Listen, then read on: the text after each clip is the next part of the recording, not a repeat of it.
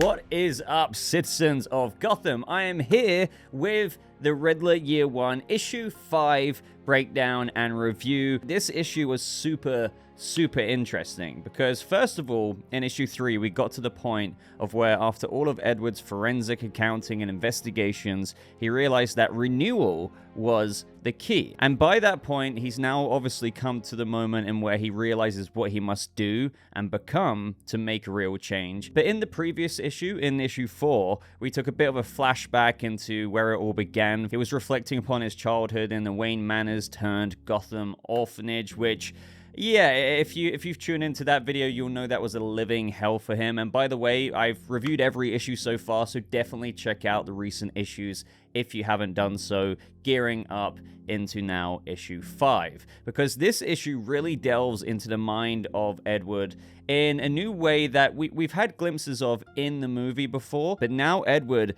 is at the heart, like he's stumbled upon the heart of the corruption in Gotham, and now the real journey begins. We see him go shoulders deep into the research, and it's all compiled in his journal. So as always, guys, I'd really appreciate it if you hit that like button. It just takes 2 seconds of your time if you enjoy this content on the channel, if you're a Batman fan and like taking this extra deep dive into the Riddler Year 1 prequel comic. Don't forget that it's written by Dano. The artwork is by Stevan Subic. It's great stuff. So the issue picks up with Edward remembering more of his past, referencing the self-help podcast that he listens to. Reen says, remember, don't repeat.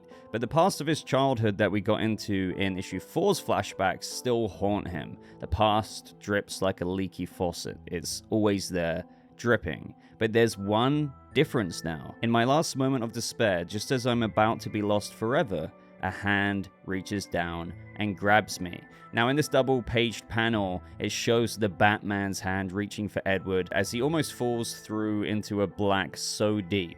The hand brings him into the light he never knew he belonged in until now. And as we know, and in the issues that we've covered so far, Edward is a huge fanboy of what the Batman has been doing. It motivates him, it empowers him to want to turn his rage into his own vengeance and power for what he can enact on Gotham City. And again, in this particular issue and the detail of getting that insight into this journal, it gets really knee-deep into that. So this is where we have, and I can picture Paul Dano's voice here, just saying like the opening Batman monologue to the movie.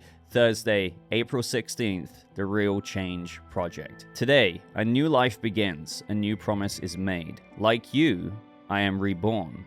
My pain will be my power. And if you didn't know already or may have forgotten, Bruce has a journal as per what the opening monologue and the ending monologue is about. He makes these entries into a journal titled The Gotham Project, which is aka The Batman Project. So the parallel of the Riddler writing down like Thursday, April 16th, you know, The Real Change Project is the title of his journals. Although we've already seen it in the movie in his apartment, it's just really awesome to see how much more fleshed out that is here. Now, as the next few panels go, Edward's entries talk about those in the city who lie, and how the people believe them, or worse, won't even care because they're so beaten down and helpless. He maps out the corruption with, of course, Falcone right at the tip top there, with the Iceberg Lounge, the 44 Below, the businesses that are overseen by Mr. Stone, of whom, again, if you've been watching these breakdowns or read the issue yourself, you know who Mr. Stone is. That's Riddler's boss at KTMJ, and he works right underneath Falcone, dealing with these other small-time businesses, with the profits all going back into Falcone's pocket, such as the New Beginnings Animal Rescue, Gotham Recycling, and just other tri-corner businesses. We also have the Drops Lab that coincides with the corrupt GCPD, allowing that to happen. And as we know, very similar photo to what you're seeing here, Pete Savage was caught red-handed accepting the money in the movie. And then, of course, renewal, funding the police commissioner, funding the mayor, and also the district attorney.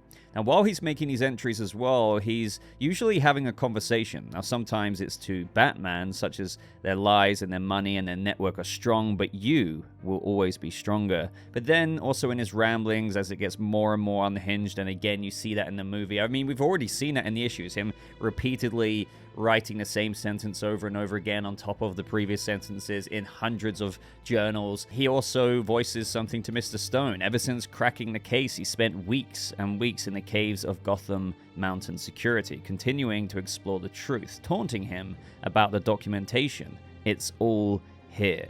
And I love the addition of this taped on match to his journal, because it's a reference to the line in the movie of how Gotham's a powder keg and Riddler's the match, but also sprouting into a beautiful little butterfly. We see Edward go through the DA's files for nights and nights, and it's even worse than he thought. They made a deal. Falcone is smart. He rats out his enemy, not just to extinguish him, but to open the door to something more. He questions if they all got played, or did they willingly sell their souls to the devil? Mr. Mayor, Mr. Commissioner, Mr. DA. As the journal unfolds, Edward grows more confident and is growing more into his Riddler persona. The city is speaking to me. The fog of my past is lifting. I can see it clearly now. Its citizens like sheep misled. Its citizens like cattle who don't know how they've been sent to the slaughter. The city is speaking to me and I can hear its secrets, but will they listen? Will they fear me? No, that they will see some freak, some orphan trash. I have to make them see something else. I have to make them listen. So at this point, again, and especially when you consider the date of the journal entries, we're still quite a few months out from the opening scene of the Batman movie, but you can really see how the cogs are turning in Riddler's head. Like, again, he's cracked the renewal thing. He's now spending nights and nights and weeks in Gotham Mountain security, making sure he knows every little grain of truth about all the things he knows about already. But he's now wondering and working out how to enact that plan. How will people listen? Will they even listen? Will they fear me? No. They will see some freak, some orphan trash. And he doesn't want to be seen like that. So he says, I have to make them see something else. I have to make them listen. So he briefly speaks about having faith, belief, hope, and I do like that kind of, again, all of this is diving into the Riddler's psyche. He has those moments of like faith, hope, and then he kind of mocks himself or resigns himself to even barely having that thought in the first place. Don't you dare tell me about hope. I waited every day for someone to help me. Hope is dead. It's buried with Thomas Wayne's lies. Action is required. And how I wish I could have faith. But faith in what? In the people? In the city? No, no, no. I will not fall for that trick. I cannot abide. I will expose their lies. But exposing alone is not enough. Cut off the arm of this beast, and it will grow another. I must rip out its heart. I must cut out the rot. I must vanquish its corrupt soul. So, like, he is going full send into, like, no matter what I do, no matter what, I've had hope in the past. It's been crushed. We've got into that enough in the Riddler's psychology with previous issues. His inner commentary here is knowing that he has to do the absolute worst to make any form of difference in Gotham. And so we get to the point in the Real Change journal of that of Edwards, in where the first advertising posters for Don Mitchell's mayoral campaign are appearing, and written over it, Judgment Day. 116 days until the Judgment Day. That's only 2,784 hours, 167,040 minutes. Every one of them counts. This is getting bigger than me, so I must get bigger with it. So as the pages unfold, there's one titled The Batman. I particularly like this page because now we're at the part of the Riddler's plan and where he's trying to get inspiration for his method of appearing to Gotham, and since he looks so much up to this vigilante of vengeance of whom he thinks would be best friends with him, of course he is the perfect example to look to. So there's 4 little topics here, or bullet points, one being fear, another being anonymity, strength, and skill. So for fear, he says, how do I strike fear into the heart of these monsters? Truth and violence. Anonymity, yes, I will be the faceless face of justice. Strength, and what do I do if my strength lies elsewhere? Use it. And he also writes little notes like push-ups, sit-ups, Army training? Rock climbing? Now, as we know in that interview room, or the interrogation scene between Pattinson's Batman and Riddler, he said, well, your strength lies here, mine's up here. But he still obviously needed to consider that because at the end of the day, we know he quite literally murders people. So he did have to bear that in mind no matter what. But I also like how he acknowledges, and what do I do if my strength lies elsewhere? He's like, use it. So every time we saw him kill someone like the mayor, he was super sneaky. Or Gil Colson, he was already in the back of his car and instantly surprise struck him round the head with the carpet tool. So he intelligently mapped out his kills before actually doing it, whereas Batman, with his strength, would literally walk to you head on. And then as for skill, he says, how do you do it? Magnificent wonder. If only we could come together, my brain, your brawn. On these pages, we also see sketches of different Riddler designs, like very early prototype ideas, such as a gas mask, and he says gas is too kind, make them suffer, so they listen. And as these pages unfold from this moment onwards, it's like the Batman and ... question mark. Like, he doesn't know what to call himself. It's always building up and building up towards the end of this issue.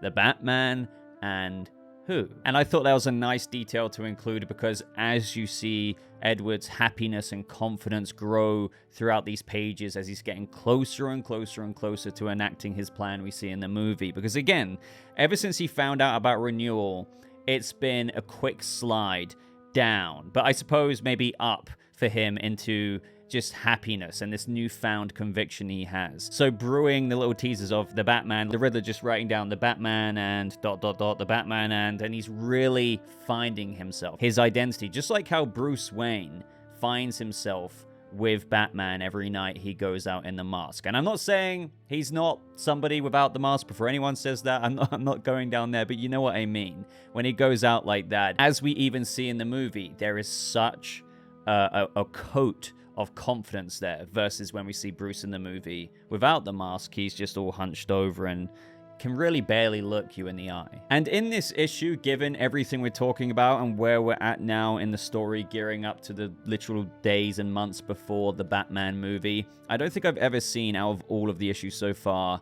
Edward this happy. And of course he is. He's found his purpose. He's found a way to move forward. His pain is now his power. He can expose the corruption. And he says, first night in my new apartment. Found myself a little fixer-upper. He. You know what they say. Location, location, location. It's perfect. I can see everything from here. I stare out the window all night, dreaming, watching, growing, working. This energy is powerful. I keep my work clothes by the cot, neatly organized. I have to be careful to step in and then step out when I go out there. At the office, I will be completely unseen, just as before, a ghost among men, a walking corpse, whose bright light of rage is hidden under the cloak of his accountant's uniform. I wish I could look at their faces when they see what I am hiding underneath. I get home. I removed my jacket. I hang it. I go straight to work, my real work. I don't even have to ask myself to breathe. It just happens. The engine starts without me asking it to. I am found. I'm so happy I could cry. I am so angry I could scream. And as these pages unfold, we get a little bit of a look at Riddler's apartment, or the pictures rather that he's took in his apartment. One of the photos has Edward, again, looking very happy, saying, Nigma has run its course. And that's the website he was using to talk with other somewhat like-minded people online. And now he says, building something of my own. Only those I want to find me will. And that is, of course, how he gets his goons at the end of the movie. It's not going to be an easy thing to find his own website, but those who are feeling just as downtrodden as he does, those who have such hate and a desire for change, but through using the methods that he does in the movie, will stumble across it and pass the test. And there's more on this in a little bit. So we then get to another page of the Riddler figuring out his riddles, the ones that Batman follows in the movie. And he says, to write any great riddle, let alone the greatest of them all,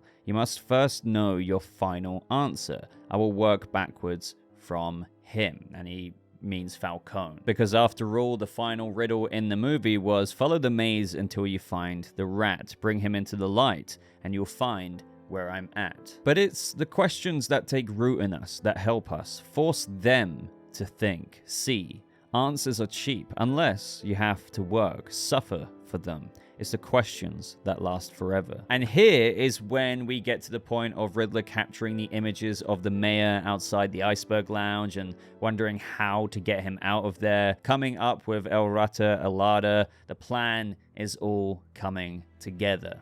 And look who I found. He has the goal to indulge himself at Falcone's place. They think they are untouchable, drunk on their own power. I will make them choke on it. And again, when you hear this kind of commentary where he's at this point, taking the very pictures of Annika and the mayor outside the Iceberg Lounge with Oz there in the background. If you think back to that first scene in The Batman of Edward's first kill, how he completely just took it all in. This prequel comic just aids that scene so much, getting into how obsessed the Riddler is and how much drive he has to eliminate them. I mean, totally, you get that from the first scene in of itself, but when you have all of this backstory here, and you just see, like the Riddler's exclamations as he charges towards the mayor, and even before that, can barely contain himself when he's being quiet behind him, when he's watching the news report on TV. Of course, with Paul Dano being the one to write this, and having played that character, it's 1 + 1. And if you were to rewatch that scene after having read these words from his own journal, it's just, I don't know, the perfect companion piece into knowing what the Riddler's mind is like in that moment. Once again, as these pages carry on, each page is teasing Batman and Batman and. Your beam lights the sky and I look out the window, waiting, silently calling out to you. Just think what we could do together. It's getting harder to live with this, to hold this alone. In my darkest hours, I need you, and your light is there for me. I see sickness everywhere. I feel like I could get infected, like I need to purge, like I wish I could unsew myself, take out, exercise what this city put in me, poison, and sew myself back up anew. But this is what we are doing. Our actions will say who we really are. Vengeance. The Batman. How? How did you become to be you? What stroke of mad genius led you to your cowl? I am building mine.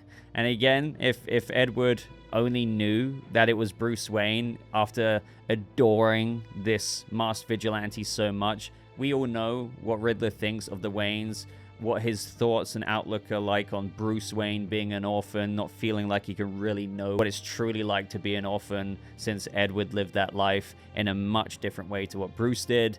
Yeah, I don't think he would be writing like this about him. And this is when we finally get the page of when Edward realizes what to call himself. He says, you know when you are trying too hard to think of something, and it doesn't come. But the second you stop and do something else, it suddenly appears.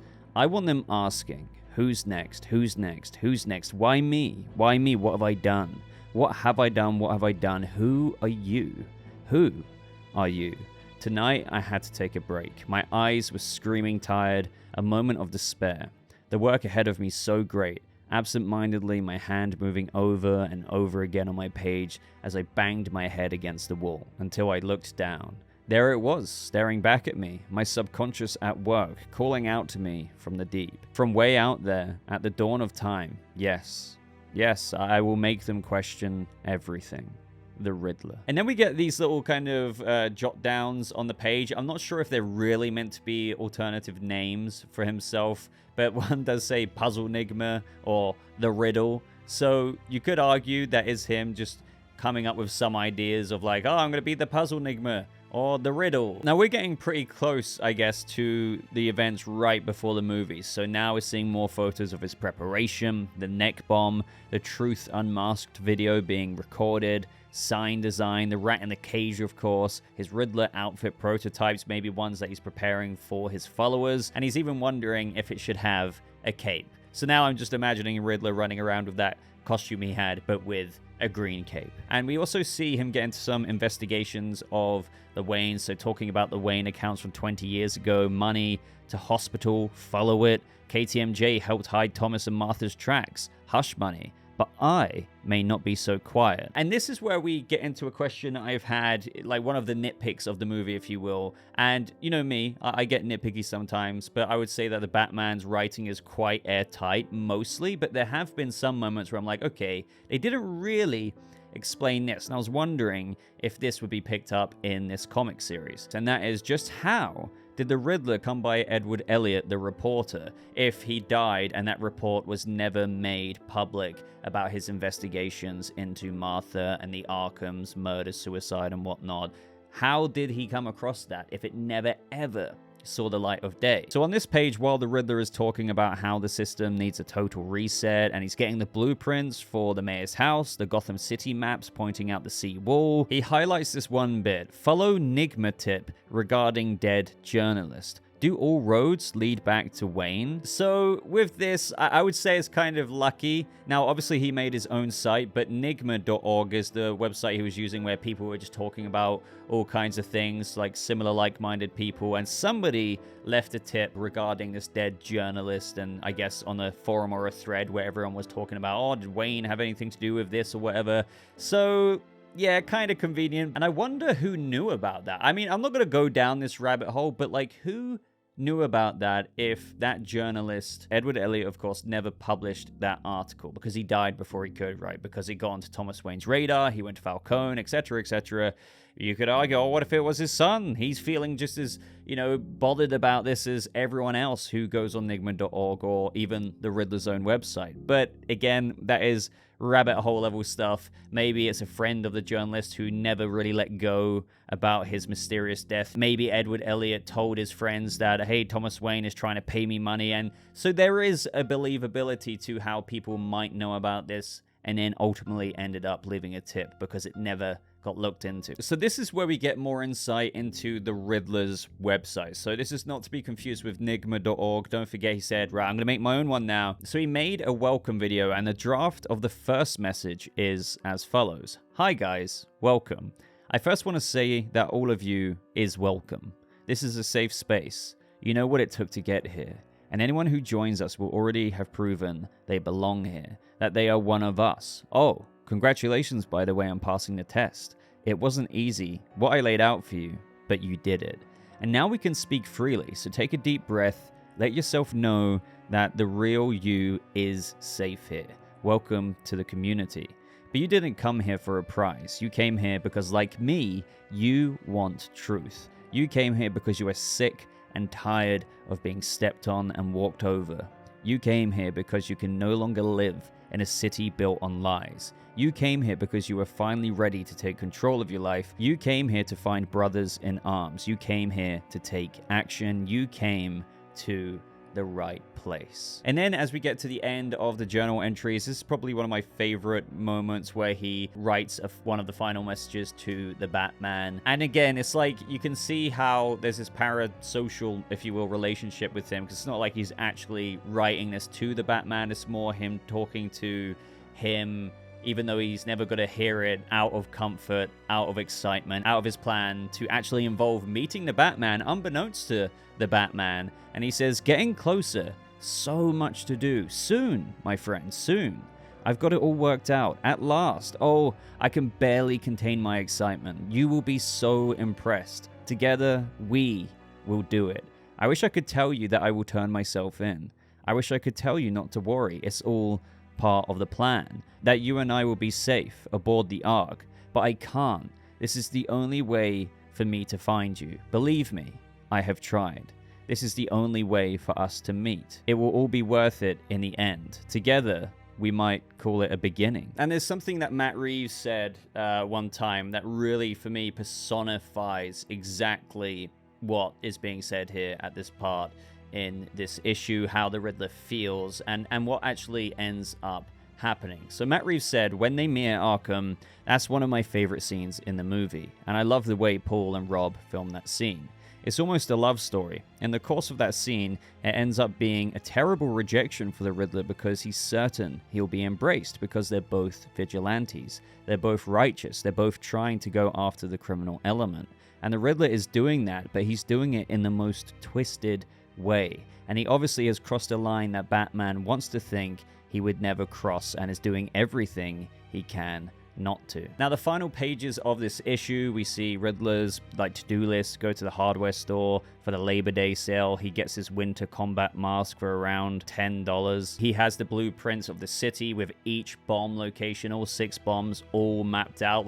Obviously at this point, everything is thoroughly planned out. And then we get back to his apartment. You see that more followers have passed his test and joined his site. So the Riddler goons are coming in, and he's getting ready to actually start carving out with the carpet tool on the floor the map of Gotham, a real change, all the bomb locations that Batman eventually learned to actually strip up the carpet and see that for himself. But obviously not before it was too late, because when that happened with obviously Officer Martinez, the bombs started to go off. And so there we have it, guys. I think at this point, because all of us have been speculating for a while, that are there any killings that take place before the first, technically, in the movie with the mayor? Will Riddler kill Mr. Stone? Because we've only got one more issue to go now, and his plans are all being set up. Even on the last page, he's driving the vans to the various locations on the Gotham Sea wall. So I don't know if he's going to risk killing someone like Mr. Stone, because that could bring more attention. And, the serial killer didn't really get much attention until the mayor died, so you could argue that's when it all started. But then again, you could argue that just got a lot of attention because the mayor himself died, and then other people started dying, so they put together that it was a serial killer. But that doesn't technically discount that, let's just say Mr. Stone dies in issue 6, that people just didn't really connect it to being a serial killer by that point. So I'm still thinking that it could happen, because otherwise, I'm wondering with issue 6, will we ever learn what happens to Mr. Stone? Will he ever get found out for his connections to Falcone? And with how much anger and rage that the Riddler has, you would have to think, to be honest, that Mr. Stone would be on his list. Also, the other guy, I forget his name now, who treats him like a freaking douchebag at work, he would want those guys to go down as well. But maybe you would have to think, considering that Edward works there, that might be a bit too risky. So I'd love to know your thoughts on this issue, any theories you have for the final issue. I say theories as if we don't know what happens in the future, but obviously there's still one more issue.